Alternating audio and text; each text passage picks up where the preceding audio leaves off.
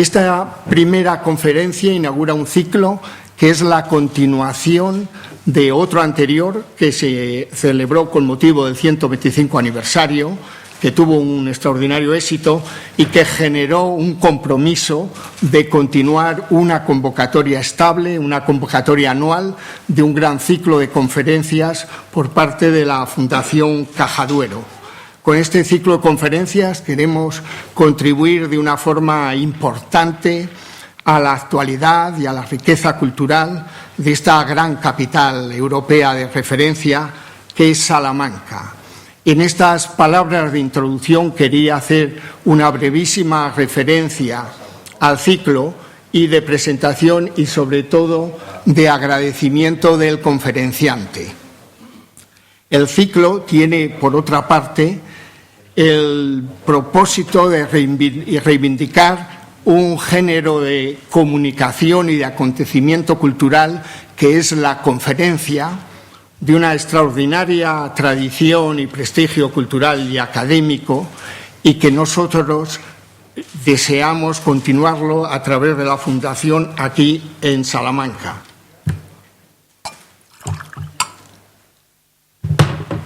Con este tiempo bueno y extraordinario, se seca la voz.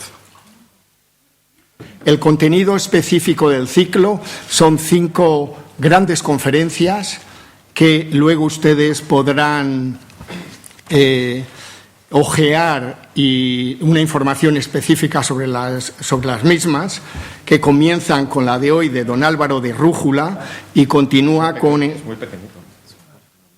con Enrique Zuazúa, Joan Masagué, Víctor García de la Concha y Juan Luis Arzuaga. 5 grandes conferencias, 5 grandes recitales que vamos a disfrutar a lo largo de este otoño. El título de las mismas es un título muy orteguiano, Temas de nuestro tiempo, que continúa y que juega con el título del ciclo anterior de 125 años que hicieron historia. Temas de nuestro tiempo trata de abordar temas cruciales de nuestro tiempo, temas decisivos para la cultura y la sociedad actual. Pero más que los temas, hemos prestado una especial atención y hemos cuidado especialmente la selección de los conferenciantes. Los temas consideramos que son acertados, pero de lo que nos consideramos más satisfechos es de la elección de los conferenciantes. Se puede decir lo mismo, se puede hablar de los mismos temas, pero se dicen cosas diferentes por cada persona. Por eso se han elegido personas que por su conocimiento, su experiencia, su capacidad de divulgación nos van a transmitir una experiencia y una reflexión propia sobre estas materias que se van a abordar. Hoy comenzamos el ciclo con la conferencia del doctor Álvaro Rújula. Su largo currículum no es el objeto de la presentación, pero sí debe ser objeto de la presentación, es el agradecimiento grande por su presencia. De su currículum yo solamente quisiera destacar 2 cosas. La primera es su experiencia en centros científicos internacionales de prestigio mundial. Concretamente, en este momento, y ya desde hace bastante tiempo, es director de la División de Física Teórica del CER, del Centro Europeo de Investigación Nuclear o Centro Europeo de Investigación de Partículas, que es la mayor infraestructura científica del mundo y que actualmente está protagonizando un proyecto, un experimento seguido con una expectación extraordinaria, igualmente en todo el mundo. Es el experimento del gran acelerador de hadrones que se desarrolla en el CER. Es la gran noticia de nuestro tiempo y el doctor Álvaro de Rújula está teniendo en en ese experimento un papel de liderazgo importantísimo y nos va a proporcionar la ocasión de tener una información pues, muy específica y muy única del experimento. Nuestro agradecimiento muy especial por su presencia y creo que fundamentalmente el protagonismo de la sesión le debe corresponder al máximo en el tiempo al doctor Álvaro de Rújula, para quien pido un aplauso de bienvenida.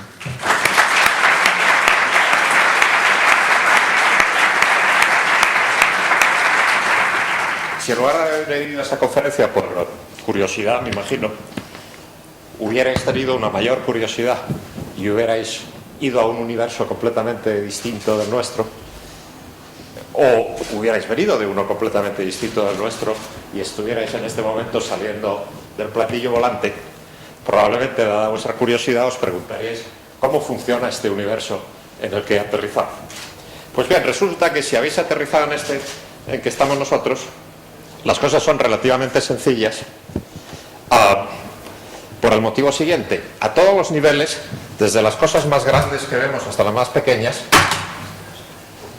hay una proyección de algo que no soy yo, ¿Pueden quitar esto?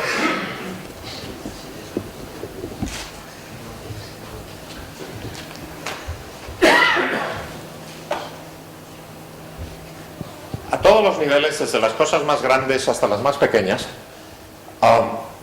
lo que vemos en el universo funciona más o menos del mismo modo. Para perder un poco de tiempo mientras que borran eso,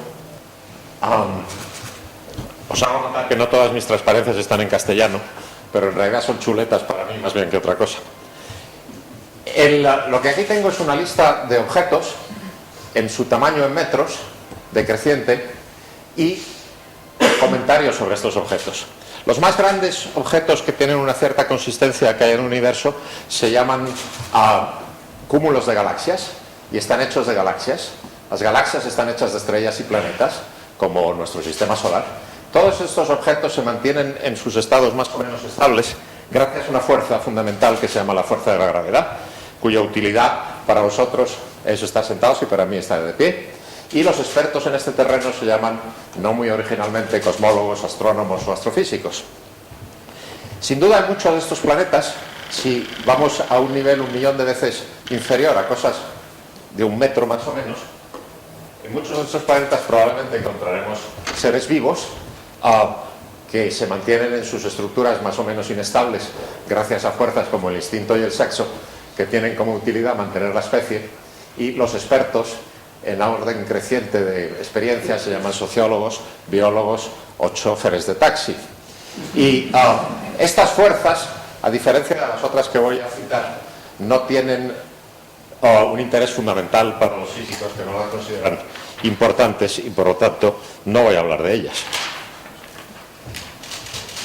Si seguimos hacia abajo, mirando de qué están hechas las cosas de las que he hablado hasta ahora, encontraremos moléculas como la molécula del agua, a 1.000 millones de veces más pequeña que 1 metro, y átomos, como el átomo de helio, por ejemplo, que he dibujado aquí. Está hecho de un núcleo con una carga positiva +2 y 2 electrones, cada uno con una carga negativa -1.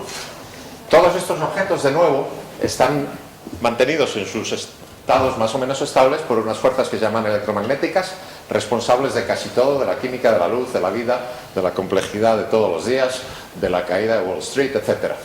Y los espectros en este terreno, de nuevo en el mismo orden, se llaman farmacéuticos, químicos o fontaneros.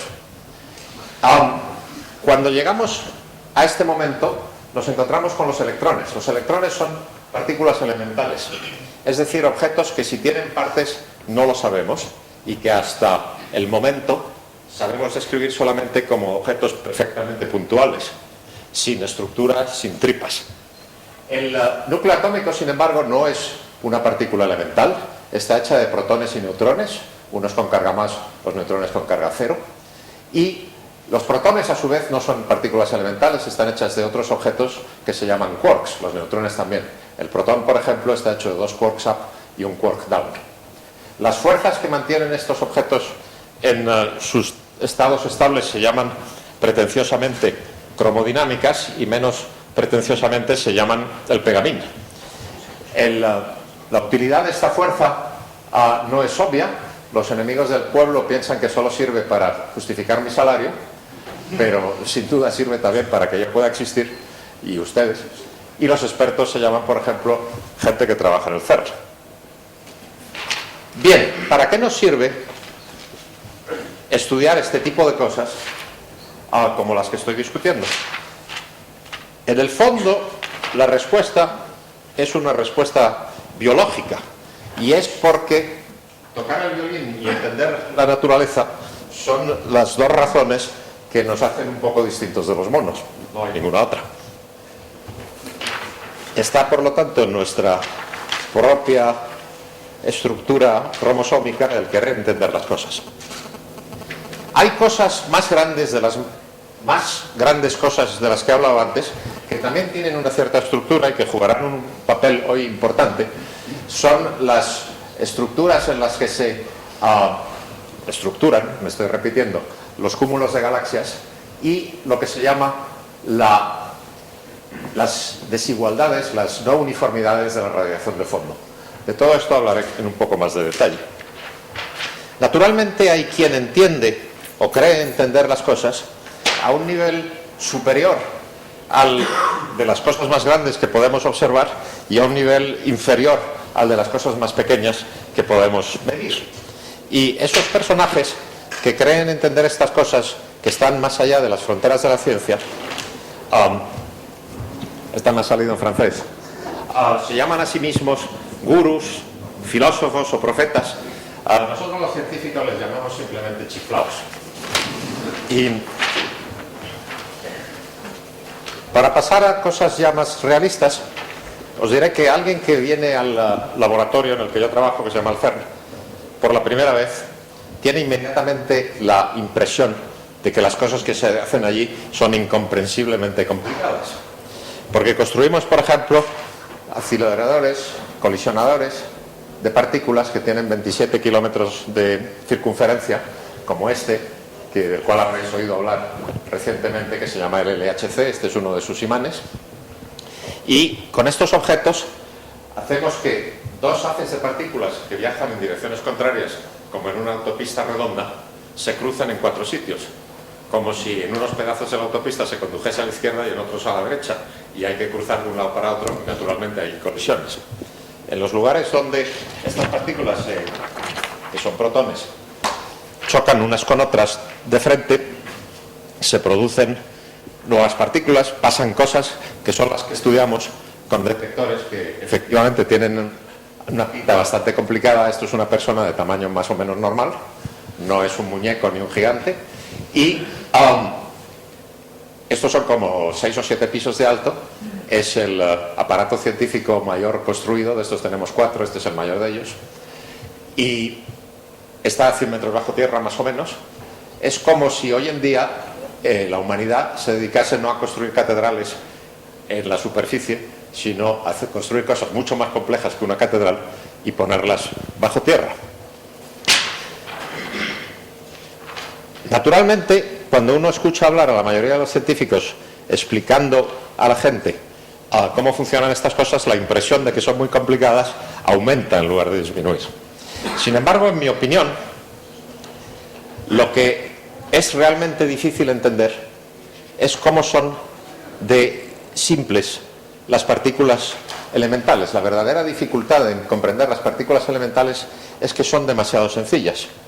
Todos sabéis, por ejemplo, que para describir un vino, un experto o un aficionado puede encontrar 100 palabras distintas, adjetivos que corresponden a las distintas propiedades del vino.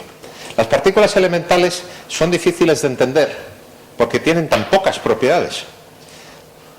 Son todo lo contrario del vino, aunque el vino esté hecho de ellas.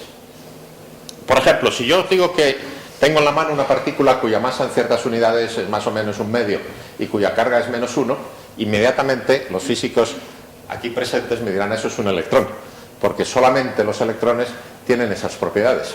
Pero lo que es curioso es que los electrones tienen solamente 2 otras propiedades. Una es que tienen una cosa que se llama spin 1/2, que se refiere a cómo se comportan cuando uno los mira y gira la cabeza. apuntan en cierta manera, y tienen un primo que se llama el neutrino. Y aparte de eso, no tienen otras propiedades. Los electrones tienen solo 4 propiedades, y esto tiene consecuencias extrañas. Por ejemplo, 2 electrones son siempre absolutamente idénticos. No hay manera de distinguirlos ni en la práctica ni en principio. A diferencia de todas las cosas a las que estamos acostumbrados, por lo menos aquellos de mi edad, a los hermanos Dupont, que como todo el mundo sabe, el que no son ni siquiera hermanos, no tienen el mismo apellido, que se llama Dupont con D al final, tiene el bigote así en forma de D, y el otro tiene la traza de la T en el bigote porque se llama Dupont acabado en T. Bien, de nuevo, uno puede preguntarse, esta vez en modo de parábola, ¿por qué hacemos este tipo de investigación? ¿Por qué queremos comprender estas cosas fundamentales? Y para ello, mi parábola es la de un tipo en un globo que se perdió volando por encima de la montaña, y porque había mucha niebla y no tenía ni idea de dónde estaba, hasta que pasó por cerca de una colina en la cual había otro individuo, y el de arriba le preguntó al de abajo, dígame por favor dónde estoy. Y el de abajo, en lugar de contestar, se puso a rascarse la cabeza, a pensar, pasó un rato largo, y al cabo de ese rato le mira de nuevo y dice, está usted a 5,35 metros por encima de mi cabeza, más o menos. Y entonces el de arriba dijo, bueno, es usted un físico, probablemente trabaja en el CERN. ¿Y por qué?, pregunta el otro. Pues muy fácil, porque su respuesta fue extraordinariamente lenta, aunque sí muy precisa, pero perfectamente inútil. Estudiamos cosas que parecen aún más inútiles de las que he hablado, porque después de todo de las que he hablado estamos hechos, y eso tiene una cierta utilidad, al menos personal. Y estas cosas de las que no he hablado, una de ellas se llama, la he citado de pasada, el neutrino. Esto es un átomo de hidrógeno que está hecho un protón y un electrón. Este es el átomo natural, abundante, más siguiente en la tabla periódica, que se llama el helio, que está hecho de 2 protones, 2 neutrones y 2 electrones. El neutrón es muy parecido al protón, solamente que no tiene carga eléctrica y tiene una masa un poco distinta. Lo mismo, hay una partícula que no tiene carga eléctrica, que se parece muchísimo al electrón, excepto por eso, y que se produce de manera natural, por ejemplo, en las desintegraciones radioactivas de núcleos atómicos, en las que un núcleo se convierte en un protón, un electrón y un neutrino. Los neutrinos son partículas casi completamente fantasmagóricas, imposibles casi de detectar, tanto atraviesan cualquier cosa con una facilidad gigantesca. Durante muchos años en el CERN hemos tenido experimentos donde hemos estudiado los pocos neutrinos que fabricábamos en grandes detectores, y la gran mayoría de esos neutrinos se escapaban en las montañas del Jura, que están detrás, atravesando 2 veces la montaña sin que las vacas, ni la hierba, ni los habitantes se enterasen de que estaban atravesados por neutrinos. Desde luego no corrían ningún peligro, porque una de las cosas para la que nos sirve estudiar los neutrinos es entender cómo funcionan otras cosas. Por ejemplo, el Sol. El Sol es un horno nuclear que quema 4 átomos de hidrógeno para producir un átomo de helio. Aquí hay 6 partículas, aquí hay 8, faltan 2. Las 2 que faltan son neutrinos, las reacciones no las voy a leer. Los neutrinos son partículas que el Sol produce, a la vez que produce la energía que vemos como luz desde su superficie, produce en su corazón, que es lo que realmente arde, neutrinos. Y de esos hay 60.000 millones por segundo y por centímetro cuadrado que os están atravesando, y no pasa nada, de manera que los neutrinos no son particularmente peligrosos, pero son particularmente útiles, porque nos han permitido hacer la mejor fotografía del siglo pasado, que es esta, y que no es una fotografía, es una neutrinografía. Este es el centro del Sol brillando, medido en neutrinos. Hemos visto los neutrinos que proceden del centro del Sol, y esta es la mancha que produce en el detector, que es análogo en esta reproducción a una fotografía. De manera que ahora, haciendo el tipo de investigación que hemos hecho, por ejemplo, hemos descubierto otra manera de mirar el cielo. Ahora podemos ver no solo las estrellas, sino también su interior. Y así de pasada, también a veces descubrimos cosas que eran completamente impredecibles.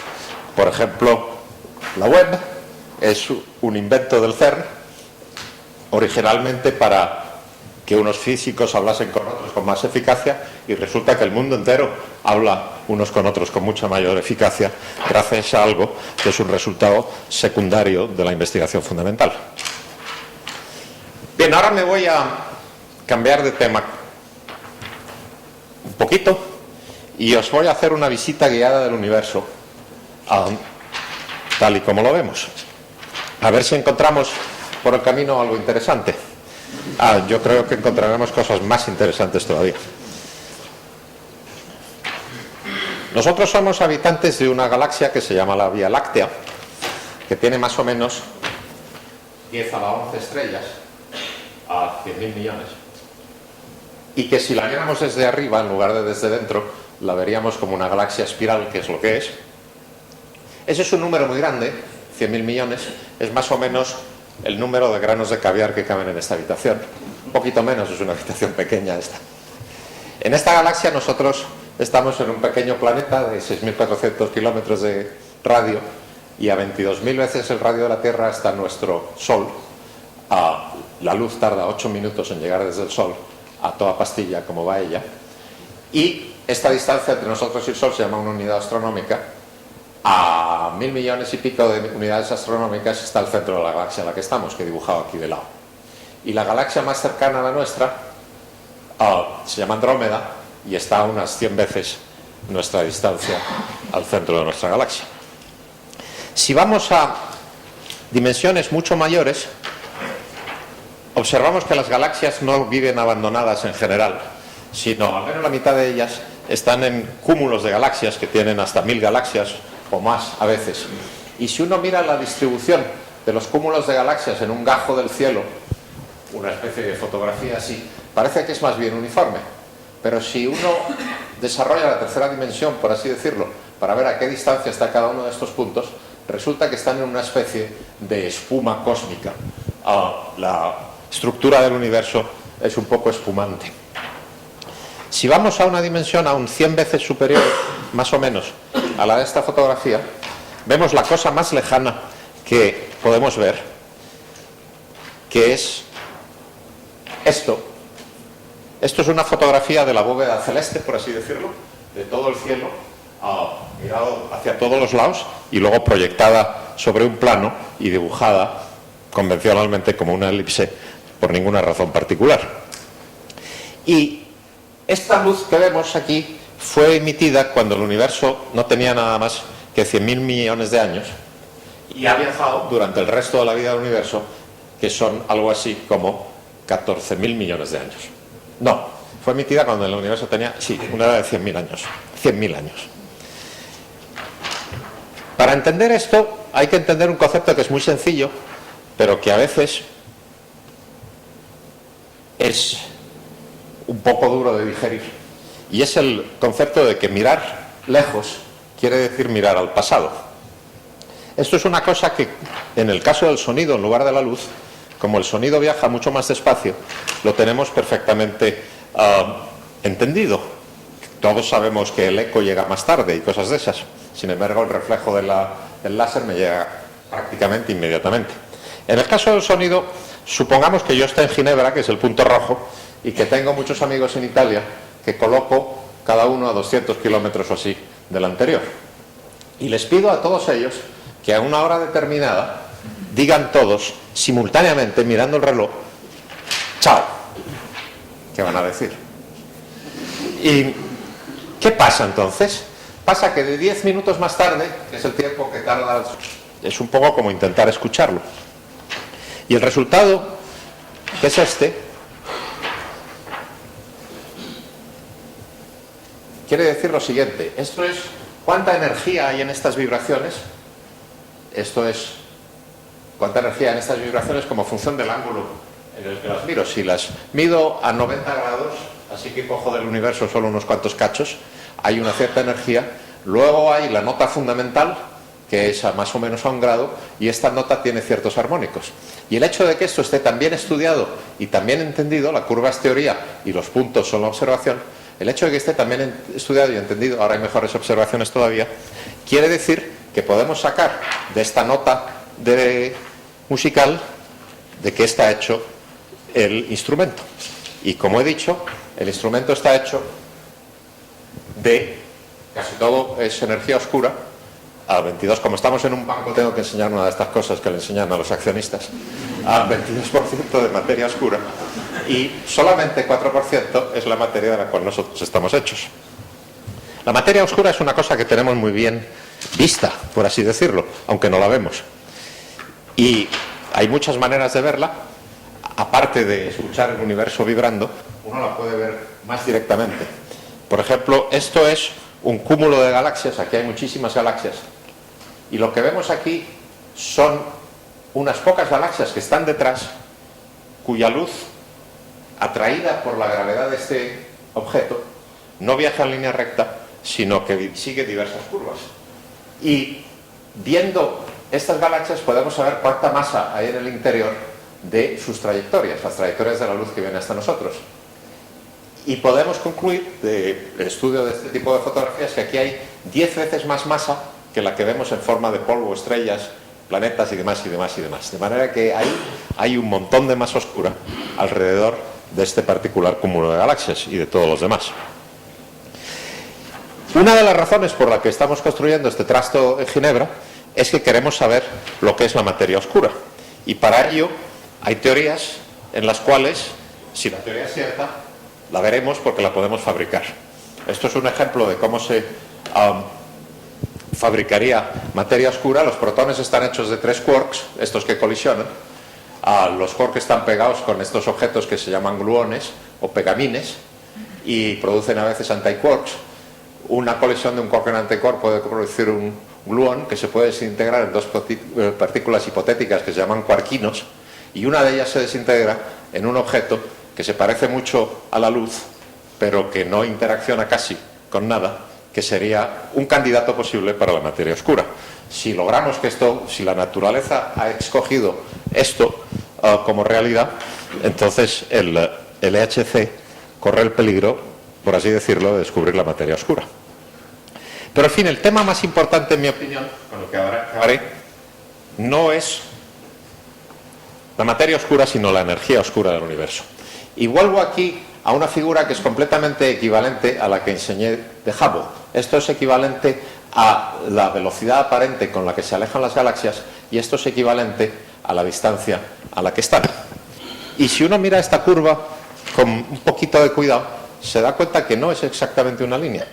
Las galaxias más lejanas van más deprisa que lo que irían si esto fuese una línea recta, están aceleradas. La expansión del universo no es una expansión así tranquila y uniforme, sino acelerada. Y esto tiene que ver, como veréis en un momento, con un objeto extraño que inventó Einstein. Aquí está su copyright, que se llama la constante cosmológica y que se suele denominar con la letra lambda griega mayúscula.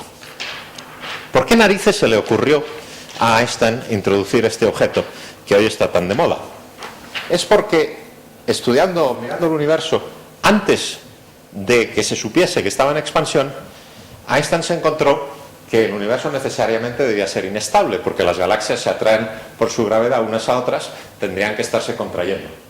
Y él creía que el universo era estático y, por lo tanto, no entendía por qué las galaxias no se le colapsaban.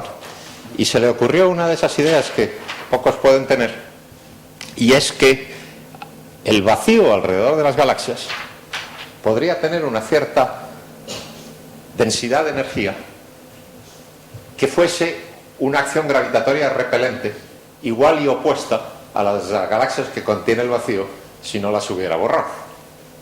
De manera que él creó una especie de universo inestable en que esta energía del vacío, a diferencia de las otras, podía tener un efecto gravitacional negativo. Cuando descubrió, oiría en la radio quizás, Einstein, que Hubble había descubierto que el universo estaba en expansión, opinó equivocadamente que era la mayor metedura de pata de su vida. Pero llegamos aquí a un concepto que parece filosofía, pero no lo es, y es que el vacío y la nada son cosas distintas. Lo he escrito en francés porque parece el título de una obra de Sartre, y que se llama L'être et le néant. El vacío es lo que habría aquí si os pido amablemente que os larguéis y luego apago las luces y quito el aire y saco todo lo que hay hasta la última molécula de lo último que hay aquí dentro y frío las paredes al cero absoluto, etcétera, etcétera. Cuando no queda nada, lo que queda es el vacío. Y la pregunta es si el vacío es la nada o es algo. Resulta que la respuesta, sorprendentemente, es que el vacío es una substancia y que tiene una cierta entidad. Hemos ya visto que, según Einstein, lo que él llamó constante cosmológica y que hoy en día interpretamos como la energía del vacío, es la fuente de la expansión del universo. Durante muchos años, como no entendíamos la constante cosmológica bien, tomábamos una postura cómoda, que era la de decir que probablemente era igual a cero por alguna razón que no entendemos y que ya entenderemos mañana. Pero ahora resulta que la expansión acelerada del universo implica que nos la tenemos que tomar en serio y que es una cosa que no es nula y de hecho ha sido medida. Es el más grande de los desastres naturales en el sentido que voy a explicar ahora mismo. Y ese sentido tiene que ver con una gran contradicción entre Einstein y un señor del que habréis oído hablar recientemente, que se llama Peter Higgs. Esto se refiere al nombre de muchas personas, pero por algún motivo es el al quien citan. Y, bueno, el motivo no es malo, pero tampoco es perfecto. Higgs habla de una cosa que se llama el potencial de Higgs y que se escribe como V. Y como veremos, tiene un cierto problema en estar de acuerdo con lo mismo si lo pongo boca abajo. Lo que el señor Higgs y otros se dijeron es que si el vacío no está vacío y es una substancia, entonces a lo mejor puede hacer algo más que influir en la evolución del universo. Por ejemplo, aquí tengo algunas fórmulas que en realidad son muy sencillas. Una substancia para nosotros fundamental la llamamos un campo, y aquí está llamado phi, y depende de la posición y eso se llama x. Y si uno lo mide en el vacío, que es ponerle estas paréntesis con ceros dentro, y resulta que no es nulo, entonces el vacío es una sustancia con una cierta entidad. Y es posible que esa sustancia interaccione de manera distinta con un electrón o con un con un muón, que es una partícula completamente idéntica al electrón, excepto que es inestable y que es más pesada y se desintegra en un electrón y dos neutrinos. La diferencia entre una partícula y otra, lo que da las masas de las partículas, que es parte de su identidad. Si yo me llamo Pepe es porque peso tanto. Afortunadamente no peso tanto y no me llamo Pepe. Si las partículas son distintas unas de otras es porque tienen masas distintas, y el vacío sería el responsable de las masas de las partículas, porque las partículas pueden ver el vacío y interaccionar con él de manera distinta, de manera que sus masas sean proporcionales a algo que se llama pequeña g, que es la intensidad de su interacción con el vacío. Es como una especie de fricción, aunque fricción no es la palabra exacta. La gran colisión de la que estoy hablando es la siguiente. No voy a leer naturalmente los detalles de esta transparencia, pero aquí es para daros una idea de lo sencillo que es, visto que creemos entender lo que llamamos el modelo estándar de las partículas, que describe a la perfección todas sus propiedades, menos quizás la masa, todas sus propiedades al menos no gravitacionales, todas sus interacciones, etcétera, etcétera. En este modelo podemos hacer una estima de cuánto influiría el campo que permea el vacío, que se llama el campo de Higgs, en la constante cosmológica. ¿Qué valor de la constante cosmológica podemos predecir los que, como yo, somos particuleros, para que la midan los cosmólogos? Resulta que la predicción es 54 órdenes de magnitud mayor que la medida. Esto es un error de 54 órdenes de magnitud. Es probablemente el mejor, el más estupendo, maravilloso error que hemos nunca cometido. Lo cual quiere decir que hay algo que no entendemos claramente sobre el vacío. Cuando uno no entiende algo, la manera más razonable de intentar entenderlo es estudiarlo, naturalmente. Y si el vacío es una substancia, entonces lo podemos hacer vibrar como cualquier otra sustancia que sacudo, vibra. A un nivel elemental, las vibraciones de algo son partículas. Por ejemplo, las vibraciones de campos eléctricos y magnéticos son la radio o la luz. que son ambas partículas que se llaman fotones. Las vibraciones del vacío también corresponden a una determinada partícula que se llama la partícula de Higgs. Y si esto es cierto, entonces haciendo colisiones como las que hacemos en el CERN, si la partícula de Higgs existe, tiene que estar en un rango de masa accesible a los experimentos del CERN. Y esto sería una manera como lo fabricaríamos. Por ejemplo, dos de estos trastos que forman parte del pegamín de un protón y otro protón que colisionan a alta energía, se fusionan a través de un objeto muy pesado que se llama un quark top. Como es muy pesado, interacciona mucho con el campo o la partícula de Higgs, entonces la produce en la colisión, se produce una partícula nueva con la energía de esta colisión que se convierte en la masa de este objeto gracias a una fórmula que todos sabéis, y este objeto es inestable, se desintegra en otras partículas que se llaman cedas y se pueden desintegrar estas en muones, un mu menos y su antipartícula un mu plus, o electrones, un electrón y un positrón. Aquí he dibujado muones. Debería haber dibujado electrones porque lo siguiente que voy a enseñar es una simulación de lo que uno de estos experimentos vería en una colisión que produce, entre otro, muchísimo ruido, docenas de partículas. Una de las cosas que se han producido es una partícula de Higgs. Y cuando uno limpia el resultado y mira las reacciones de las distintas partes del detector proyectadas aquí en el plano transversal, es decir, los protones entran por aquí por una parte y entran por la otra, han colisionado en el centro, han salido un montón de partículas que están todas aquí moviéndose, pero algunas de ellas son muy penetrantes, como los muones, y estas han sido medidas en todo el detector. De aquí a aquí hay unos 20 metros o algo así, han atravesado grandes cantidades de hierro, etc., y han dejado señales en los detectores. Estos sabemos que son 2 muones, y lo que veis aquí es una medida de cuánta energía han depositado un electrón, o sea, tu partícula, un positrón, en determinadas partes del detector que están a esta distancia radial del centro, que son sensibles, que miden la energía de los electrones. De manera que esto es la energía del electrón, la energía del positrón, la energía de los 2 muones. Con estas energías y los ángulos podemos reconstruir la masa de una partícula que los produjo, que podría ser la masa de la partícula que buscamos, más el asesino más perseguido, que es la partícula de Higgs. De manera que mi penúltima transparencia es para admitir que no hemos entendido realmente el origen de la masa, porque no hemos medido explícitamente el mecanismo que creemos que la genera, que es este mecanismo de que el campo de Higgs es algo que permea el vacío. No hemos entendido lo que la masa o la densidad de la energía del universo consiste, la materia oscura, por ejemplo, y desde luego no, la energía oscura no la hemos entendido aún del todo, y cualquier persona que no se preocupe al menos 1 hora al día de lo que quiere decir la constante cosmológica debería ser arrestada y enviada a galeras.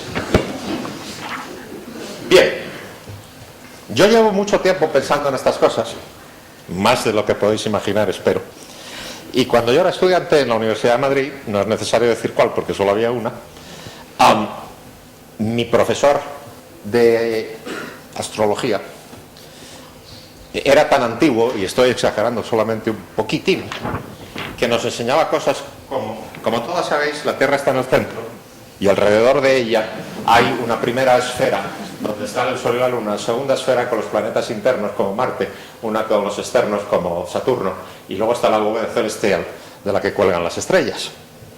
Y yo, que era un alumno inquieto, le pregunté cuando nos contaba esto, si la Tierra está ahí en medio, ¿por qué no se cae? Y entonces él me dijo, bueno, hombre, esto lo he explicado yo en primer año de astrología. Como todos tus colegas saben, la Tierra no se cae porque está sostenida por un gigante que se llama Atlas. Y al cabo del rato, naturalmente, se me ocurrió otra pregunta. Y le pregunto, ¿y Atlas, a su vez, por qué no se la pega? Y, hombre, esto es de segundo, idiota. Así nos trataban con toda tranquilidad en la época. No se la pega porque está encima de una tortuga gigantesca que lo sostiene. Claro, al cabo del rato se me pegó otra pregunta y nada más levantar la mano, el profe dijo, no me tienes ni que hacer la pregunta, te voy a decir la respuesta antes de que hagas la pregunta, son tortugas hasta el fondo.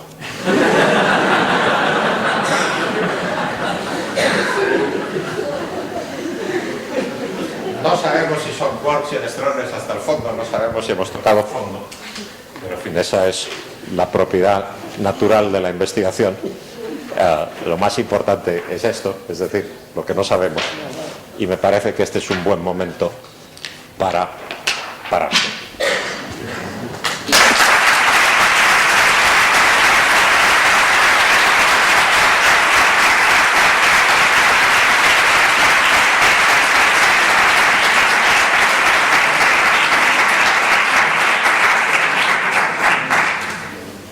Sí. Supongo que habrá un turno de preguntas, si alguien quiere preguntar algo. Sí, este ciclo de conferencias tiene este componente, no solamente la posibilidad de escuchar a personas, el privilegio de escuchar a personas que de otra manera directamente hubiera sido imposible, sino también de generar una conversación.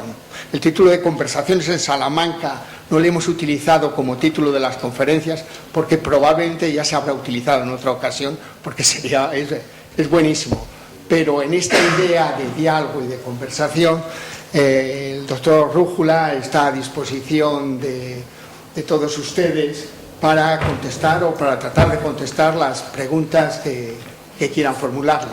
Así que, de manera directa, que levanten la mano el que quiera hacer alguna pregunta y el doctor Rújula la escuchará y la contestará. Muchas gracias. Eso de la nota del universo, que decía la nota principal más otros armónicos y tal, ¿qué se refiere? No es demasiado fácil de entender, como prueba el hecho de que habiéndolo yo explicado también no lo has entendido.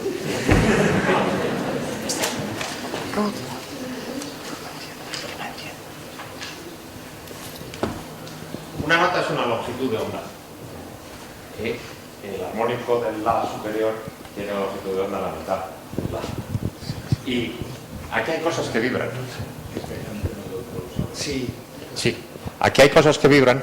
La pregunta es, ¿qué es esa nota principal de las vibraciones del universo? Podemos mirar las vibraciones del universo a distintas longitudes de onda, que corresponden a distintos tamaños. Miramos el contraste entre dos zonas que tengan un cierto tamaño, por ejemplo, este tamaño. Estoy buscando una moneda. Este tamaño. O podemos mirar las vibraciones, como son de intensas, a una longitud de onda o a un tamaño de lo que miramos, que es el doble y la mitad, etcétera. Cuando uno analiza toda esta fotografía, mirándola por todas partes, con todos los ángulos, entonces encuentra algo parecido a vibraciones como función de la longitud de onda, que en este caso es el tamaño de lo que está emitiendo, que es una longitud. De manera que a una longitud correspondiente a un ángulo de 1 grado proyectado sobre la bóveda celestial, el universo vibra más que a otras frecuencias. La razón, que no he dicho antes, por la cual esta es la nota fundamental, es porque el universo también tiene sonido, no solo luz. Tiene zonas más densas y menos densas que vibran. Y esta es la longitud fundamental de las vibraciones, es la distancia que había recorrido el sonido desde el nacimiento del universo hasta que se emitió esa luz. Eso es una longitud de onda fija y es esta. Estoy apuntando con el micrófono, soy un físico teórico exactamente. Esta nota fundamental corresponde a la longitud de onda del sonido, que son estas vibraciones a distintos espectros angulares. Es como si fuésemos ciegos y en lugar de escuchar un violín tomásemos un vídeo de su superficie que vibra. Podríamos hacer una cosa semejante sin oírlo.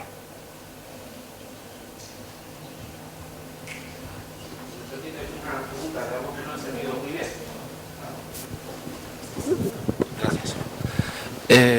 Usted ha empezado la conferencia citando la ley de la gravedad, según la cual, yo no soy de ciencias, parece ser que dice que los cuerpos en movimiento tienden a atraerse. Sin embargo, yo desde fuera, y a lo mejor es una pregunta un poco tonta, no entiendo cómo encaja eso con el otro fenómeno que usted ha expuesto muy bien de la expansión del universo, que usted a veces explica de una manera sencilla pero brillante como un globo que se está hinchando. Visto de fuera para un luego parece que fueran cosas un poco contradictorias. Y lo son, ser el signo opuesto. No puede ser más contradictorio que el signo opuesto. Todo lo que tenga energía ejerce una acción gravitatoria, incluso si la energía es en reposo y se trata de la masa, pero en la teoría de Einstein la fuente de la gravitación son la energía y la impulsión de un objeto. Todos los objetos que tienen una energía y una impulsión ejercen una atracción sobre todos los demás objetos, con una excepción, el vacío. El vacío ejerce una repulsión sobre un cacho de vacío, ejerce una repulsión sobre otro cacho de vacío. De manera que sí, hay una contradicción. La contradicción es que la atracción de objetos con otros objetos es una atracción, mientras que la influencia del vacío aquí al vacío allá, también gravitacional, pero teniendo como fuente el vacío, es una repulsión. Esto hace que hoy en día el universo esté dominado por la fuerza repelente, y eso creemos es lo que hace que esté acelerado. Digo creemos porque los datos que tenemos son buenos, muy convincentes, pero tenemos que estar seguros de que se trata, antes de concluirlo de manera definitiva, que se trata de algo que se parece muchísimo a lo que teóricamente es la densidad de energía y que no es una especie de imitación de la densidad de energía. Algunos inventan algunas imitaciones, en general chapuceras, que se llaman quintesencia o cosas por el estilo. Pero en fin, para saber lo que es una cosa tenemos que estudiarla. Todavía no la tenemos estudiada a fondo y por eso seguimos estudiándola.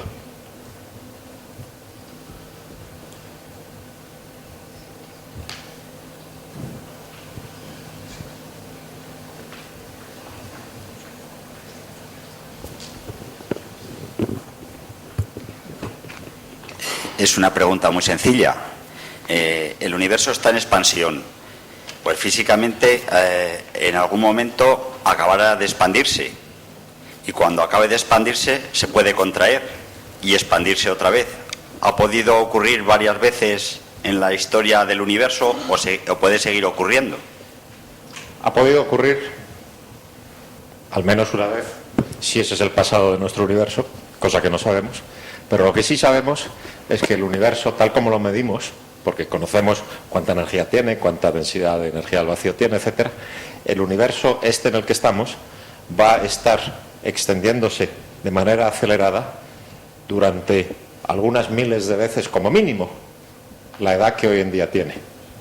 De manera que habrá que esperar 1.000.000 de millones de años antes de preguntarse si se va a volver a colapsar o no, porque ya sabemos que por lo menos durante todo ese tiempo no se va a colapsar. Lo cual quiere decir que has tenido mucha suerte de haber nacido en esta época, porque puedes ver las galaxias y estudiar cosmología. Si hubieras nacido dentro de 1000 veces la edad del universo, no verías las galaxias, se hubieran ido tan lejos que no sabrías ni que existen, nada más que gracias a los libros de historia que encontraría uno en cuevas o cosas por el estilo, que nadie se creería, claro, que había galaxias, vamos, hombre.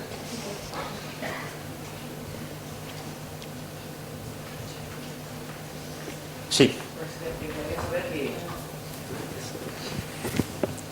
Querría saber que antes del Big Bang, es decir, cómo se creó el universo y apareció toda esa materia para crear el universo, por decirlo así.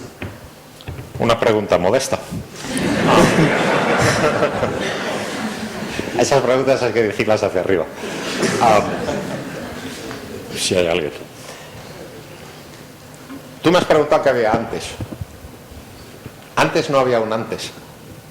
Porque en nuestro entendimiento, que está corroborado por medidas de infinita precisión de muchas cosas, el tiempo y el espacio se crearon simultáneamente y están íntimamente conexos y son inseparables de la materia y de la energía que hay en este tiempo y en este espacio. En particular, la noción de tiempo no tiene sentido, ni la de espacio tampoco, antes de que el universo se creara. El universo no se creó un jueves en Salamanca y ¡pah! Empezó a crecer en lo que ya había, que era un espacio y un tiempo. No había espacio ni tiempo. Todo ello prácticamente sabemos que nació con el universo. ¿Por qué sabemos cosas de este tipo? Porque entendemos, por ejemplo, el efecto de la gravedad sobre el tiempo. Si tú empleas un GPS para encontrar un sitio, estás empleando un satélite que tiene una corrección por el hecho de que donde está el satélite la gravedad de la Tierra es inferior y por lo tanto el tiempo corre más deprisa. Y cuando los americanos lanzaron sus primeros GPS, que eran militares, no hacían la corrección ni por la relatividad normal ni por la relatividad general, que es la que acabo de describir, y por lo tanto nunca hubieran tenido un GPS que funcionase, si no fuese gracias a los físicos que a escondidas les metieron a los militares en su satélite un programa paralelo para cuando los militares se convenciesen de que habían metido la pata, poder pasar al programa paralelo que tenía estas correcciones. De manera que entendemos, hoy día lo entienden hasta los militares, americanos, los españoles entienden mucho más hoy en día. Hasta los militares americanos saben hoy en día que la materia, la gravedad y el tiempo no son cosas independientes. La Tierra y cómo pasa el tiempo aquí o más arriba están íntimamente concatenados. Y esto lo entendemos con una precisión enorme, de manera que sabemos de lo que estamos hablando. Y es en ese mismo sentido, con esta misma teoría, que entendemos o creemos entender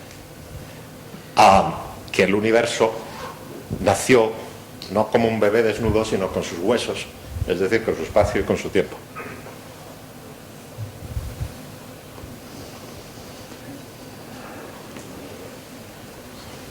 Sí, aquí han levantado la mano en la segunda fila del final. Bueno, después, gracias. Hola, yo quería preguntarle, bueno, una pregunta que seguro que supongo que será de fontanero o del otro, el taxista, bueno, y es la máquina esa, en principio, ¿por qué está construida debajo tierra, como tengo entendido? Y otra cosa, ¿no fabricará esa máquina algo que sobra por aquí cerca, que debería estar millones de años luz de distancia de aquí o algo así? Nada más, gracias. Bueno, me imagino que a la segunda pregunta se refiere a agujeros negros. Voy a contestar primero a la primera. ¿Por qué está debajo tierra? Porque es mucho más fácil construir un objeto que está en un plano, bajo tierra, que en Ginebra, donde hay colinas, lagos, montañas y de todo. Si hubiéramos tenido que comprar la tierra en la superficie y poner una especie de tobogán en lugar de un acelerador, la vida sería mucho más complicada. Si quiero hacer una cosa plana en un sitio que no es plano, es mejor hacerlo bajo tierra. Es más barato, mucho más eficaz, térmicamente aislado, sísmicamente equilibrado, en fin, muchas cosas que convienen. De manera que es un motivo práctico, para ahorrar si quieres. La segunda pregunta se refiere a los agujeros negros que tanta mala prensa han producido últimamente. Un agujero negro es un objeto cuya gravedad es suficientemente intensa como para que todo lo que cae en él no pueda volver a salir, ni siquiera la luz. Por eso se llama un agujero negro. Y el temor que algunos reparten para darse a conocer es que el LHC fabrique un agujero negro que en su evolución se trague la Tierra. Estoy intentando encontrar algunas transparencias adecuadas sobre esto y no lo consigo. Bien, nosotros tenemos un acelerador con una cierta energía y una cierta intensidad, número de partículas. La naturaleza tiene espontáneamente aceleradores muy superiores al nuestro, tanto en flujo, número de partículas, como en energía. Y las estrellas, por ejemplo, explotan a veces en supernovas. Esto produce partículas de muchísima energía que llueven sobre la superficie de la atmósfera y que podemos medir incluso aquí, después de que han interaccionado con la atmósfera violentamente. Un muón de estas partículas atraviesa vuestra cabeza cada segundo en este momento y proceden del cosmos. Y tienen un cierto flujo, es decir, cuántas hay por unidad de energía. Esta es la energía y este es el flujo, y las energías que nosotros estamos explorando están más o menos aquí, de manera que el universo fácilmente fabrica aceleradores que tienen 100 veces más energía o más que los que nosotros empleamos. Esas partículas que caen sobre la Tierra y caen sobre las estrellas y caen sobre todo lo que hay en la galaxia, hubieran destruido, si pudieran hacer agujeros negros, muchas cosas que hoy vemos. Por ejemplo, estrellas de neutrones habrían recibido tantos golpazos que producirían agujeros negros que hubieran sido destruidas millones de veces, y sin embargo las vemos. De manera que sabemos, tenemos una seguridad total de que esto no va a suceder. Es una seguridad semejante a la seguridad con la que puedo decir que el espacio tiene 3 dimensiones, el espacio normal al que estamos habituados tiene 3 dimensiones, porque si le doy instrucciones a alguien para que robe una manzana del vecino, le tengo que decir cuánto va en esta dirección, cuánto va en esta dirección y cómo está de alta, que son 3 dimensiones, 3 instrucciones. Y si en lugar de estar aquí yo fuese un individuo de una selva remota que jamás ha hablado con un occidental y ese individuo envía a su hijo a robar una banana del vecino, pues le tendrá que dar 3 instrucciones. Ambos llegarán a una conclusión científica comprobada, convincente para todo el mundo e indiscutible, y es que el espacio tiene 3 dimensiones. El argumento que concluye que no hay agujeros negros peligrosos es exactamente de este tipo. Es un poco más largo si uno lo hace con precisión, pero es exactamente de este tipo. De manera que hay cosas de las que realmente estamos convencidos completamente que no representan un peligro, y este es una de ellas.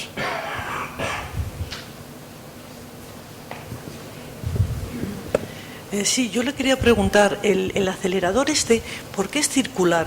Porque si las partículas tienen que viajar en ese semicírculo, no viajan en forma rectilínea. Se puede hacer un acelerador lineal, pero un acelerador acelera. Y en un acelerador lineal una partícula que la atraviesa sería acelerada una vez. Mientras que la atraviesa y luego ya sabe, cuando se acaba el acelerador ya no está siendo acelerada. En un acelerador circular se le puede acelerar cada vez que da la vuelta.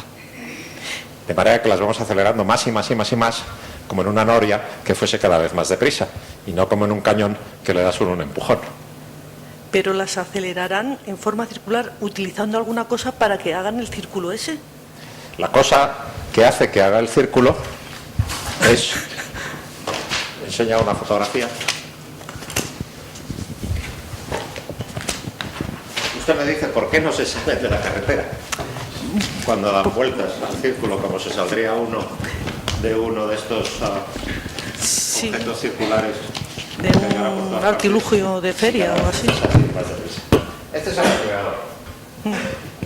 Si usted lo mira hasta el fondo, si yo tuviese mi láser que he perdido, alguna parte estará, es un poquito circular. Y todo esto es circular. El objeto que hace que las partículas vayan en un círculo son imanes. Estos son imanes. Esta cosa azul es un imán. Y un imán, cuando uno envía una partícula que tiene una carga eléctrica, la desvía. De manera que tenemos una serie de imanes que son como las protecciones en el borde de la carretera, ¿no?, que le impiden a uno salirse. Los imanes van sujetando las partículas a su trayectoria, movimiento circular, a su trayectoria. Y luego, cada un cierto número de imanes, hay lo que se llama una cavidad de radiofrecuencia, que son 2 placas. Esta está cargada negativamente cuando llegan los protones y entonces los atrae, pero justo cuando pasan se vuelve de carga positiva y entonces los empuja, y así sucesivamente. Así que cada vez que pasan los electrones le damos una sardineta eléctrica y como pasa muchas veces, llegamos a muy alta energía. Y esos artilugios para que las partículas vayan de esa manera no influyen sobre las partículas o sobre las medidas que se realizan al final. No, porque la zona en que las partículas colisionan, en primer lugar, la influencia de estas cosas es completamente despreciable comparado con la energía brutal de la colisión. La colisión sucede también en una zona tan pequeña que lo que influiría, que sería la diferencia de campo magnético en un pedazo u otro, por ejemplo, es completamente despreciable. El efecto del ambiente es completamente despreciable. Es como si las partículas se moviesen en el aire y no en el agua, por así decirlo. No tienen una influencia importante del ambiente, aparte de que siguen las trayectorias que queremos. Gracias. Y luego en la zona de colisión además viajan derecho, ya no hay estos imanes, los imanes las llevan hasta allí y luego hay una zona que se llama lineal, en la cual las partículas se mueven tranquilas simplemente porque llevan ya una velocidad.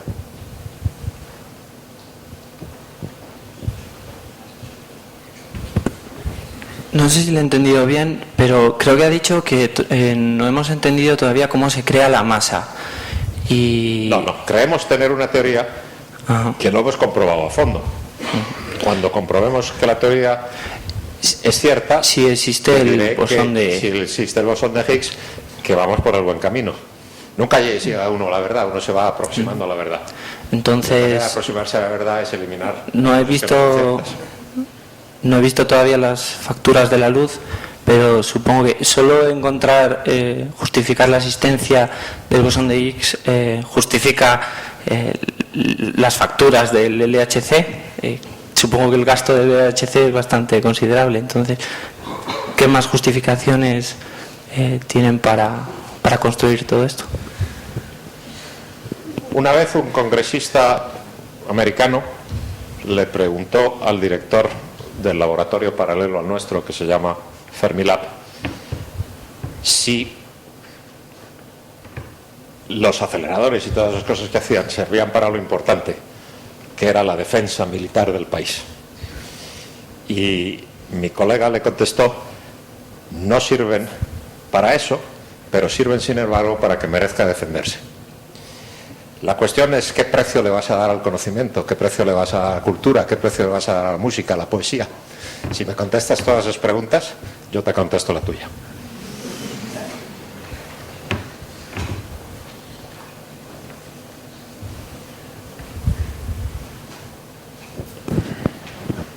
¿Y qué ocurriría si no se encontrara el bosón de Higgs? Sería el mayor descubrimiento posible. Porque demostraría que estamos realmente equivocados. Y es cuando estamos realmente equivocados, en general, que estamos a punto de una revolución importante. Por ejemplo, a principios del siglo XIX, cuando se descubrió la mecánica cuántica y la relatividad, lo que pasaba es que no entendían nada. Y eso es la situación ideal como caldo de cultivo para entender mucho más. Si no encontramos la partícula de Higgs, entonces hemos hecho el mayor descubrimiento posible que podemos hacer, que es entender que no hemos entendido mucho. Y la dificultad estaría en convencer al público en general que no haber descubierto nada es el mayor descubrimiento.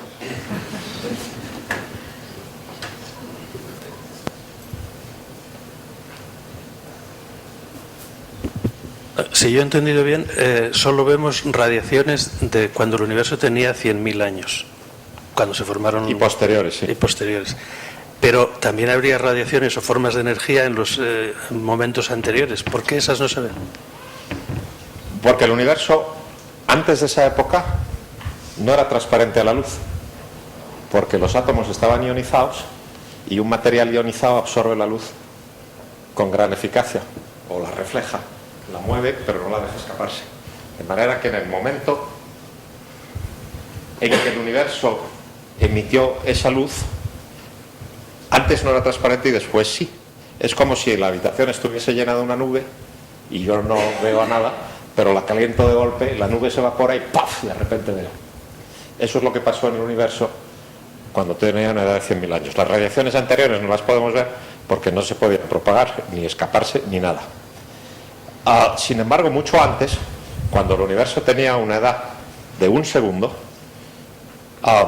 se produjo también un flash de neutrinos que desde entonces viajan tranquilamente y de los cuales, estas cosas las sabemos con una cierta confianza. Hay 3 tipos de neutrinos y de cada tipo de neutrinos hay 111 en este centímetro cúbico que proceden de aquella época. Sin embargo, no los podemos medir porque los neutrinos interaccionan tan poco que 111 por centímetro cúbico y de muy poca energía no hay manera de medirlos. Pero si un día descubrimos la manera de medirlos, entonces habremos visto, en el sentido que tú querías, una radiación, que es de neutrinos, que procedería de cuando el universo tenía una edad de 1 segundo. O sea, es una cuestión de detectores, de algo que pueda... No, es una detección de transparencia. Lo que hay detrás de las nubes no lo ves hasta que las nubes se disipan. De detectores en el caso de neutrinos. Claro. Sí, es una cuestión de... Nadie ha encontrado una manera de detección que funcione para esto. Gracias.